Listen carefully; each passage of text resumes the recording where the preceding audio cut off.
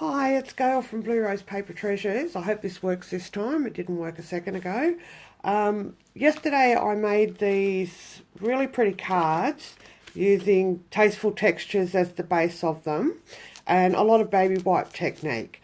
I have written up the PDF tutorial, which is available for purchase for $8 Australian, but sometimes it's just a little bit hard to put into words what I'm trying to say.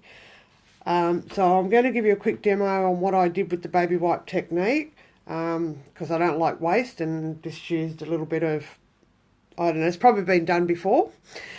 So these were the three that I made yesterday. I have used, I don't know if you can see that pretty got, that was the lovely lipstick foil. It is retired now. You could probably substitute that for silver, which would still look nice. This one was the brightly, I think it's the brightly gleaming ones. I think it's that one, or I could be wrong. Yeah, I think it's the brightly gleaming, the new pack, and I used the blue, which I think is I can't even think of a Pretty Peacock, and I used the one that says it's Old Olive, but it's more of a, I think it's more of a lemon lime twist, if you ask me. So these are the ones that I did yesterday. There's a fair bit of preparation involved, but I'll just quickly show you what I did with the baby wipe technique, and hopefully that will explain the instructions a bit better. So get yourself a acrylic mat or something, because it's going to get messy. Everyone knows how to do the baby wipe technique, so I'll just use, I'm going to use these two colours. I actually realised I've written in the instructions that I used Granny Apple Green. I didn't. I actually picked up my old Cucumber Crush. So I'm going to try it with the Granny Apple Green and see if it still comes out a nice colour. So baby wipe technique, you just get a baby wipe and fold it over. Now I'm not folding it too, again, I'm leaving it open, and I'll explain why in a second. So I'm just using the Granny Apple Green and Pineapple Punch. And I hope this gives me the effect that I'm after. But I do think there is a big difference between Granny Apple Green and the old Cucumber Crush. I mean, you can see there's quite a difference, but I'm hoping this one will work. So we just put the ink on the baby wipe, grab some Whisper White Thick. Always use that when you're using inks, because it's going to go through and the thin will be too thin.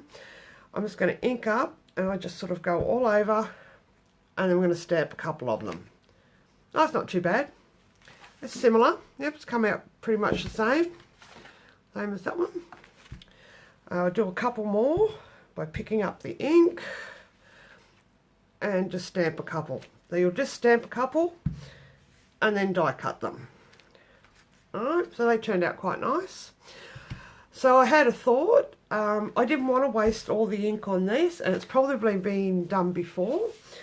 So what I'm going to do is put on a disposable glove, because we're going to get messy.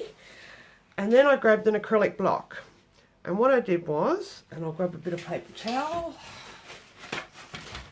and a little bit of ink under there.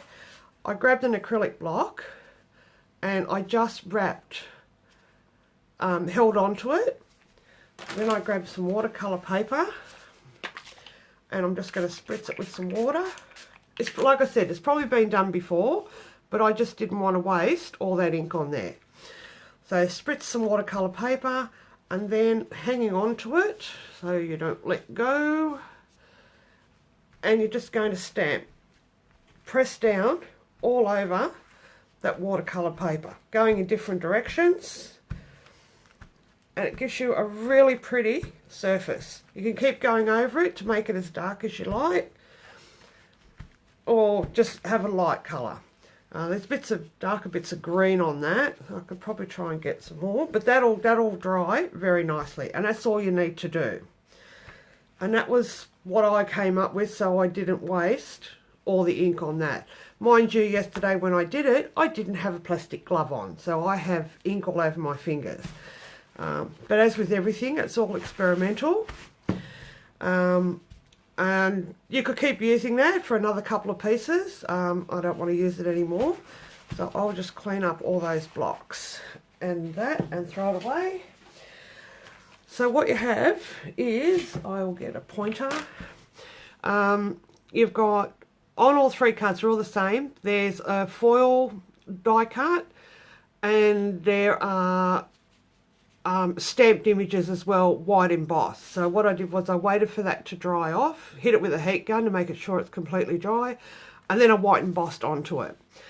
So there's some die cuts that are cut out of that, and some stamped images, and then just some other plain die cuts. I can take that glove off now. And I've done some splatter on the background. So I'll explain that now. Similar sort of thing. I'm just going to use the reverse of that side. Or we could use that one. Once again, grab an acrylic block. I'm going to use my Melon Mumbo. Just a couple of little drops on there. Hope you can see this. All things that you can find on YouTube videos and other things, but I just thought I'd show it all in one because this is what I did with the cards. So then you just tap it, and that's all there is to it. There's no water in that. I haven't squirted it to add water, and that's it. Just a simple splatter. Mind you, when you put these aqua painters in directly in the re-inker, it's a hell of a time trying to get all that ink out. I'm still trying to get yesterday's colour out of my aqua painters. Alright, so that's all you do, and then you just get a nice little splatter effect.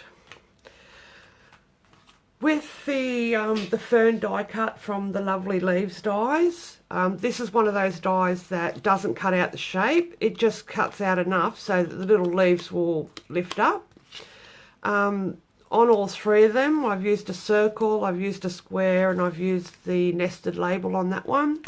So you'll die cut the Tasteful texture first, then you'll die cut the shape around it, and then cut another one the same size with your foil, and they're just going to get stuck together, and then they're just mounted. I don't know if you can see that. They're just mounted, and some of these pieces go behind and some are on top. What I do is, when I first put it together, I just put a couple of dimensionals behind the center.